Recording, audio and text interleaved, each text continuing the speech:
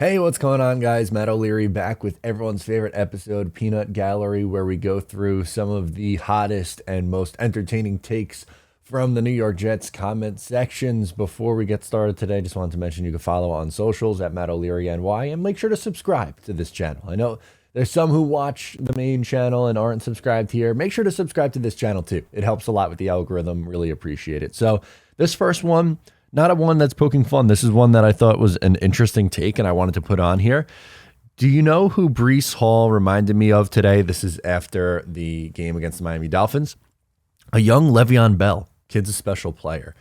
I could kind of see why you would say that. They are both patient runners. They're both shifty. They both can catch the ball out of the backfield. Breece is a little bit bigger. I've seen the comparison to Matt Forte and prime Matt Forte, not New York Jets Matt Forte. He was already pretty much cooked at that point. But interesting. I like this, and it's crazy because the Jets haven't had a player like that in a long time. Obviously, Forte and Bell were both on the Jets at one point, but both were washed. Breece Hall's been phenomenal. He's gotten better each week, and I think he has a monster game this week against the Green Bay Packers. I really like this comparison a lot. Next one says, this was one of the best games I've watched in my life. I am from Wisconsin, and my dad, a Packers fan, has been downing us and talking shit all day. Next week is going to be real good. Oh, baby. There are some Packers fans in my life that I really want to stick the business to. And this is a huge game for the New York Jets because of just that. Like, they've been a laughingstock for so long, and I think if they win this game, or they don't even necessarily have to win, I think if they keep it close and give Green Bay a legitimate fight, I think people will start to take the Jets more seriously. And hell, we talked about it all this week. These next 3 games are gigantic for this Jets team in finding out what they really are. So I like that one a lot. We got another one here. It just made me laugh because I was talking about people discrediting the New York Jets win over the Miami Dolphins, and they say the Jets could go 15-2, and everyone would still say they suck. One thing's for sure is they have been playing hard till the clock runs out in the fourth. Yeah, that's so true. I'm really happy with over the last few weeks how much this team has really fought. They're a fourth quarter team. What?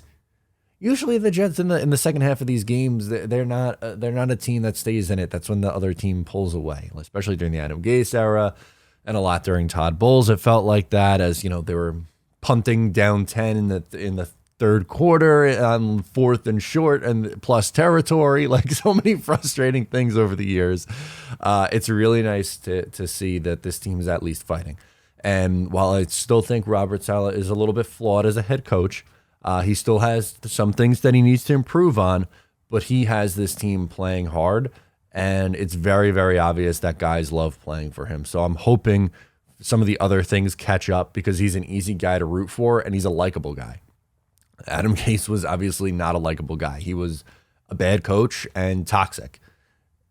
Before that, you had Todd Bowles, who I guess was a little bit more likable, but he was very quiet, which is kind of like not very similar to Robert Saleh. So I feel like Saleh has more personality, and that's why fans like him a little bit more. I guess Saleh's closer to Rex in that they're both, you know, talkative and good faces of the team and their players, coaches. So I hope that Robert Saleh has the early success that Rex does, because that's those 2 years, the first 2 years, 09 and 10, best years of my Jets fandom by far.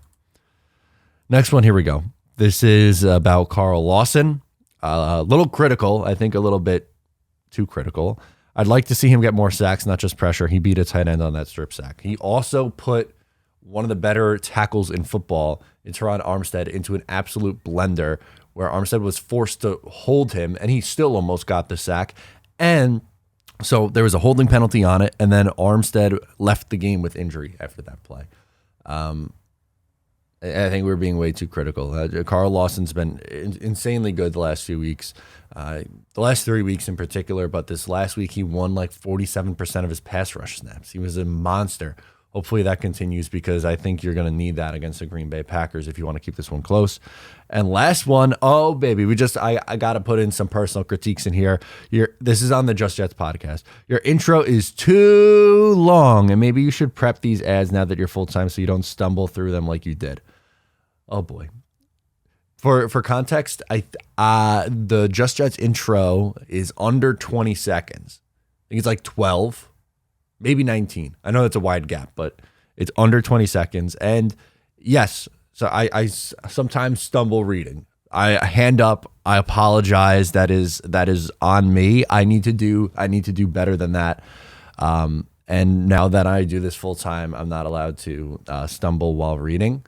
Hand up. That one is totally on me, but love it. Yeah, get all your critiques in on me. Anything else? Should I change my appearance, my background? I'm like a jukebox. Just put in a quarter and tell me whatever you want me to do.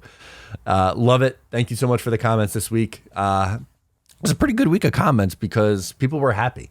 It's very different after a win and after a loss. It was kind of hard to find. We did some positive ones today and still had some fun along the way. So thank you guys for tuning into Peanut Gallery. Make sure to tune in again next week for my favorite comments from the comments section. Once again, I'm Matt O'Leary. Subscribe if you're new. I'll catch you next time.